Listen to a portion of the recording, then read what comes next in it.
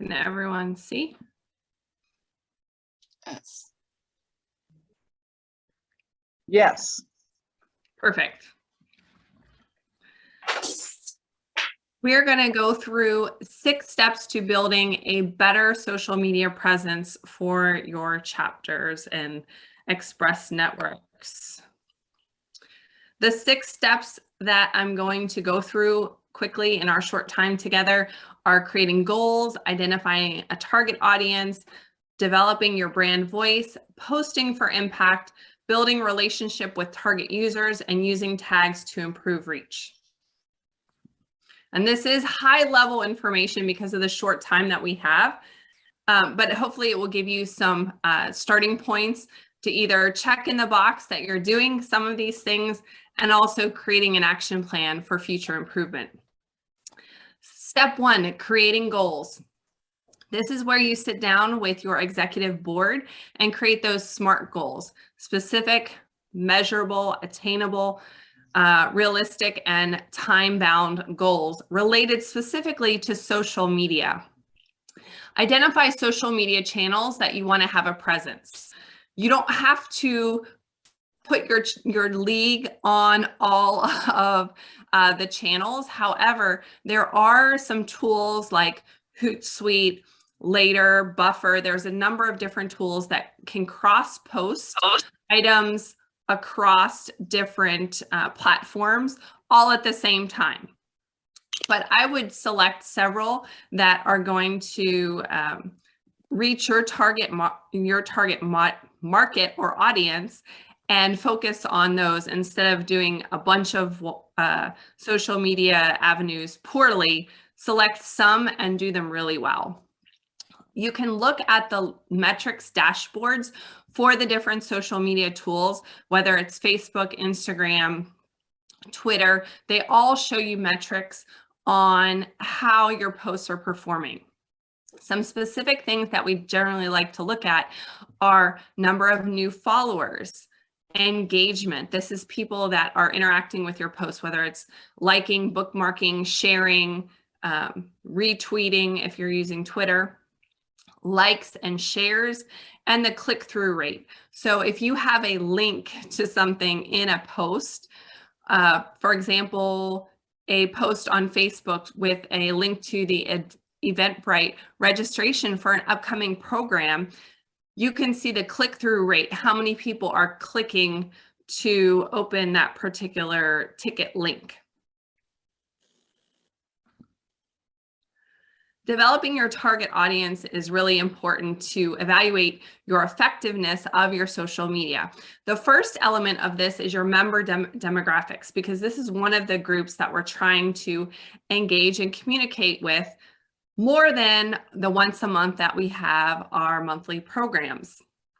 The second group is your target prospective members. And there's a really key piece for recruiting efforts outside of your personal network and connection. People that you may not know that would be interested in your ABWA league. Some things that we want to identify for those prospective members are age, location, gender, income and spending power. What are their pain points and frustrations? Because we can solve those problems with ABWA solutions. Personality traits, goals, objections, and brands that they support. And all of these different pieces, the more you dig in and you create this persona that you're targeting, you're better able to write your copy to reach these particular individuals and resonate with them as they're going through scrolling on their phone. We want them to stop their scroll, right? Once we've identified that target persona, that target audience, this will help us decide which social media sites that we want to be active on to better engage in or interact with them. Obviously, a lot of the millennials are on TikTok, Snapchat, Instagram. If you want to target those particular individuals, you need to pick at least one of those to be able to interact and grow that interaction with those individuals. Choose your social media sites based on your target audience and the purpose of that particular post. So if you have a long informational post like an article, that's probably not the best post for Instagram. Instagram works best with photos that are particularly interesting. Create a posting schedule. And when you look at those metrics for each one of your social media tools, whether it's Facebook, Twitter, Instagram, each one of them may have a better time to reach specific target markets, and your target audience may dictate the time that you want to post. So for example, if your target persona is a working mother who has to cook dinner after work and pick up children for extracurriculars, posting something at 5 o'clock is probably not an ideal time.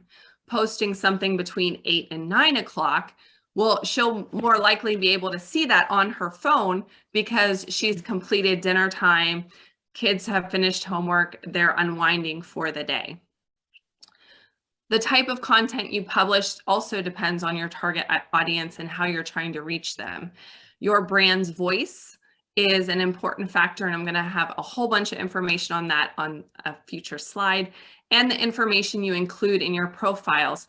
Again, think back to the pain points and the problems that individuals have in their personal and professional life and how we can solve those with ABWA. So the brand voice is how you come across on your social media platforms. You have a ABWA persona, and some of that is defined by our national branding guidelines. So make sure you're familiar with those. This would include the ABWA and the Express Network logos. It would include your theme logos for the year and the colors and fonts associated with those. So you can utilize those to help create a consistency and help your local brand resonate or connect with our national brand. Then we also have a brand personality, how we write or style our posts, the wording that we use.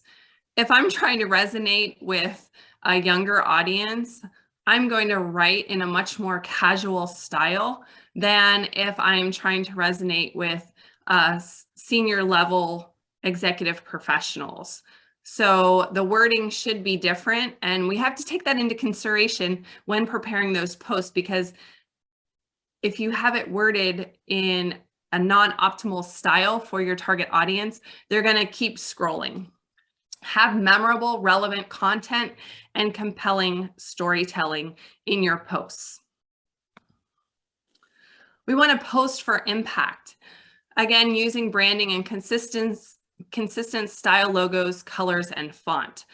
I use Canva to create a lot of my professional marketing, and it helps give you that professional look. You can create color guides in there, style guides with fonts that you want to use over and over, templates that you reuse.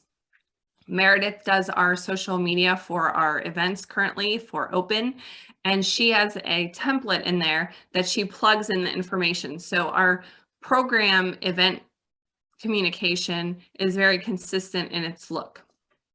We can cross-post to save time using tools like Hootsuite, Buffer, or Later. It'll cross-post your content on Facebook and Instagram, and when we link things together, it saves time. It makes it easier for whoever's managing social media. It's important to post consistently using a schedule. A lot of the social media platforms use analytics, and if you're not consistently getting interaction with your posts, those would be your likes, follows, shares, retweets. If you're not consistently getting new followers and you're not posting regularly, the likelihood of your post getting seen goes down substantially in the algorithm. So it's really important to encourage that interaction. When we're planning our posts for the month, we want to consider a variety. 80% of our posts should be to inform, educate, or entertain. 20% should be to promote. This means promote membership or promote attendance at meetings. So you notice the balance here. It's really important to utilize more of the informational posts, and that's how you get seen as a valued tool or resource in the scroll or the feed of your potential users. So some of the things that you could include as regular posts to add some of this education, entertainment information would be business relevant informational topics.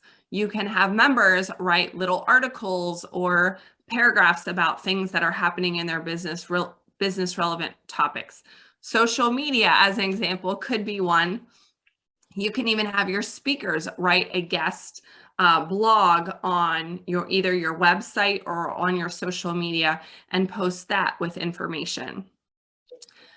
Post about your community, post about your members. Like when Sandra was in the newspaper for her 2 Woman of the Year awards, the newspaper article went out on social media and I saw it. Sharing member stories. When members have something to celebrate, like a new job or some sort of recognition, we post about that. An example, Lori Birch was recognized a few months ago for her law practice. She received an award, and we shared that award on our social media page to highlight her as a member. Information about events.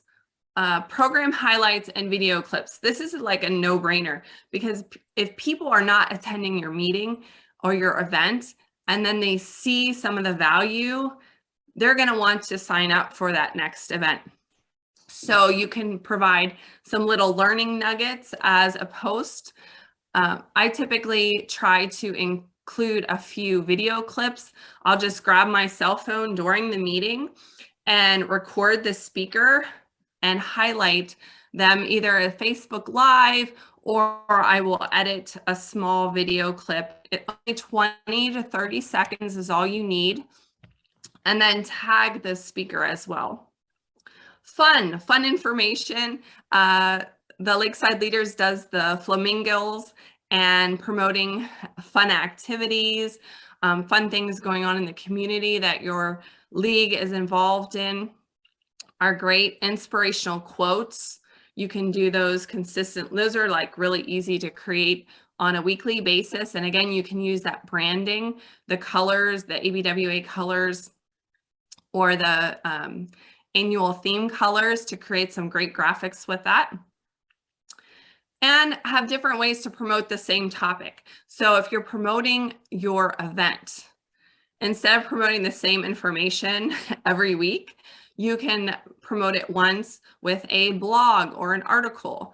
The next week, you can promote it with a little 20-second clip from your speaker. Have them send you something to talk about what they're going to teach your participants. Have them send you the video and you can post it on your website with a link to register. Or you could do an actual interview back and forth. Other videos, they could send you a video from one of their past presentations, or you could post something from your chapter meeting or your league event, and any other graphics related to the event. So there's multiple ways that we can try to get people engaged with that post and attend your next program. Next, we want to build relationships with our target users. So some of the ways that we can do this when we're writing our social media is, number one, to ask questions. Because when you ask a question, people are more likely to respond. If you just give a lot of information, then you don't ask them for feedback, they don't really have anything to engage other than that like. But remember, when we have comments, it increases our visibility in that algorithm, but it also helps people communicate better with your brand. Have a call to action, whether that call to action is to register for your event, to donate to SBMEF, to bring toiletries to the next event for a mission project. Whatever that call to action would be, have that call to action. If it's something that they can do virtually on their computer, that's a bonus because you're getting that action taken care of right away. Always comment back to followers. This will really help, again, boost the algorithm, but again, you're creating that communication, that discussion or discourse with the target users. Ask your members for help with building relationships. So ask them to invite people to your Facebook events. Ask them to follow your social media accounts. Ask them to share anytime they see the posts. Ask them to engage and comment on those posts, liking posts, commenting to people who have commented on the post. This helps improve, again, the visibility of the post and gets everyone involved and makes it more visible on social media. Finally, using tags to improve reach. Make sure when you have these great speakers at your league events, mention them, tag them in your social media, mention their companies. This helps boost the visibility of ABWA, and it adds value to the speaker because they are getting some free promotion out of it as well. Use relevant hashtags. You can search in each specific platform and create a list to use in posts for different events and target customers. So this is where I'm going to ask you for a little bit of interaction. If you have a specific hashtag that you use when you're doing your posts, go ahead and drop those in the chat for ideas. One of the ones that I use is hashtag #IamABWA or hashtag #BizOwner, B-I-Z owner. So I'd love to hear some other ideas, and maybe that will help some of the individuals on the call. You can check in each individual social media program, what hashtags are coming up popular. So if you go in Instagram and you look up BizOwner, it will show you all the top posts to see if there's a good connection or a good match with your content to get those target users to find you. So again, we talked about 6 steps to build your better social media presence. And the goal of this is really to create an energy on social media and a buzz about your leagues to allow your league to become stronger and grow potential members and really build those numbers of people attending your amazing programs by creating goals, identifying your target audience, developing a brand voice, posting for impact, building relationships with target users, and using tags to improve reach. I'll open it up to any questions. If you have any questions, just unmute yourself, or you could definitely put those in the chat. Well, I always heard that if you love something, it's better than liking it. Is that true? To a degree, but really the comments are really what are going to boost the engagement better in terms of the algorithm. So making a good comment in response, not just a little heart, love that. That doesn't create conversation with that particular person. It's better to have a more detailed comment or a follow-up question. I know, like, I posted something from today's event on my social media, and let's see here. So I have 6 likes, but Sarah put a comment, "Good morning." And I put a comment back, "Good morning, you look beautiful today, good seeing you." And so it's a more detailed comment. And if it's right now, the algorithms are always changing. So I'm telling you that 5 to 6 words as a comment is substantial information. It's valued more than just like a couple emojis. Okay. But if you could follow up with a specific question, like now that I'm done with my presentation, I could go back to Sarah and reply, "What did you think was the most valuable piece of information you took away from today's program. And that's creating that discourse back and forth with my target end user for that information. Awesome. Awesome. Any other questions? That's a whole lot of information. I'm glad we're going to put this, it's going to be written down and put in our book.